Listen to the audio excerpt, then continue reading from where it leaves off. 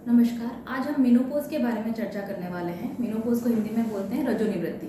Menopause का मतलब होता है परमानेंट सिजेशन ऑफ मेंस्ट्रुएशन, मतलब आपके मासिक धर्म का पूरी तरह से बंद हो जाना। अब सवाल ये है कि कब हम इसको मेनोपॉज कंसिडर करेंगे, कितने ड्यूरेशन पे ब्लीडिंग अगर बंद हो जाए तो उसको हम मेनोपॉज कंसिडर करेंगे। तो इसका जवाब है कि अगर आपके पीरियड 12 महीने के लिए लगातार बंद हो जाते हैं तो इसे हम मेनोपॉज में कंसिडर कर सकते हैं। इंडियन फीमेल में मेनोपॉज की जो एवरेज एज है वो है 46.2 ईयर। वहीं वेस्टर्न कंट्रीज में ये एज का एवरेज होता है 51 ईयर। अब मेनोपॉज के लिए कुछ फैक्टर्स होते हैं जो मेनोपॉज की एज को अफेक्ट करते हैं। उसमें सबसे इंपॉर्टेंट फैक्टर होता है आपकी फैमिली हिस्ट्री। अगर आपकी फैमिली में आपकी नानी, आपकी माँ या आपकी बड़ी बहन को पीरियड समय से थोड़ा जल्दी बंद हो जाता है, उनमें जल्दी बंद होने की टेंडेंसी है, तो आप में भी ये पॉसिबिलिटी है कि आपका पीरियड थोड़ा जल्दी बंद हो सकता है।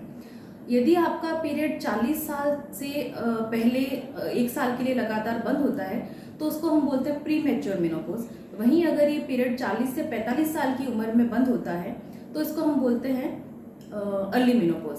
और 45 के बाद जो ये मेनोपॉज आता है वो नॉर्मल मेनोपॉज में कंसिडर करते हैं। अब अर्ली मेनोपॉज के कुछ मुख्य कारण होते हैं। उसमें पहला जो मैंने जैसा आपको बताया, फैमिली हिस्ट्री एक इम्पोर्टेंट फैक्टर है। इसके अलावा जो कारण होते हैं वो स्मोकिंग वाली फीमेल में जल्दी बंद हो जाता है। अगर फीमेल नली ग्रेविडा है, मतलब जिसने कभी कोई बच्चा पैदा नहीं किया है, उसमें भी पीरियड जल्दी बंद होने की संभावना होती है। इसके अलावा और फैक्टर की बात करें तो जिन महिलाओं में कीमोथेरेपी हुई है या पेल्विक इरेडिएशन, मतलब पेल्विक रीजन में कोई रेडियोथेरेपी हुई है, उनमें भी पीरियड जल्दी बंद हो जाते हैं। इसके अलावा दूसरे और कारण की बात करें तो जिसमें बच्चेदानी को निकालने का ऑपरेशन हुआ है तो उसमें ऑब्वियसली पीरियड बंद हो जाता है, या ओवरी को निकालने का ऑपरेशन हुआ है, उनमें भी पीरियड जल्दी बंद हो जाता है। इसके अलावा दूसरे कारणों की तरफ जाएं तो जिन फीमेल में कोई मेडिकल इलनेस है, जैसे कि रूमेटॉइड आर्थराइटिस है या थायराइड की कोई डिजीज है, या जिन फीमेल का बीएमआई बहुत अधिक कम है, तो उनमें भी पीरियड जल्दी बंद हो जाता है।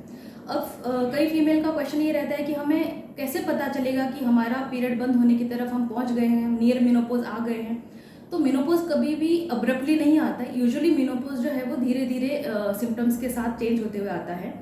तो इसमें उस वाले ड्यूरेशन को जो 3 से 4 साल पहले आता है, मेनोपॉज से 3 से 4 साल पहले, उसको हम बोलते हैं पेरीमेनोपॉजल पीरियड। इस पेरीमेनोपॉजल पीरियड में आपके शरीर में कुछ चेंजेस आने लगते हैं। तो उसमें कुछ कॉमन चेंजेस में है, जैसे आपका पीरियड जो है वो इरेगुलर होने लगता है। जो पीरियड आपको पहले महीने महीने आता था वो अब उसका ड्यूरेशन जो है वो चेंज होने लगता है। वो अब 2-2, 3-3 महीने में आने लगता है, या कभी कभी ब्लीडिंग कम होने लगती है, कभी कभी ब्लीडिंग ज़्यादा भी होने लगती है। तो इस तरह के चेंज आते हैं। कभी आपके हार्मोन की चेंजेस की वजह से आप में मूड स्विंग्स होने लगते हैं, आप चिड़चिड़े होने लगते हैं, आपको गुस्सा ज़्यादा आने लगता है, आपकी स्किन जो है वो ड्राई होने लगती है, वजाइनल ड्राइनेस भी देखी गई है। कुछ हॉट फ्लशेस के सिम्टम्स दिखते हैं। हॉट फ्लशेस मतलब आपको गर्मी लगती है, आपको बार बार पसीना आने लगता है। इस तरह के चेंजेस जो है वो पेरीमेनोपॉजल पीरियड में देखे गए हैं। अब कुछ महिलाओं का रहता है कि स्पेसिफिकली हम अगर पता करना चाहें तो उसके लिए क्या कुछ टेस्ट बने हैं। जी हाँ, उसके लिए टेस्ट है, जैसे FHS का टेस्ट है, AMH जो ब्लड टेस्ट होता है, इसके जरिए भी हम कुछ हद तक पता लगा सकते हैं। इससे एकदम एग्जैक्टली पता नहीं लगता है, लेकिन हमें इससे कुछ गाइडेंस, कुछ रफ आइडिया मिल जाता है। इसके अलावा सोनोग्राफी के माध्यम से भी हम पता लगा सकते हैं। सोनोग्राफी में जो है आपके फॉलिकल्स कम दिखते हैं, या फिर आपके बच्चेदानी के अंदर की परत जो होती है, एंडोमेट्रियल थिकनेस, वो थिन हो जाती है, बच्चेदानी जो है वो श्रिंक हो जाती है, जिससे सोनोग्राफी में पता लगता है। यही कुछ चेंजेस है जिनके साथ हम मेनोपॉज का पता लगाते हैं। धन्यवाद।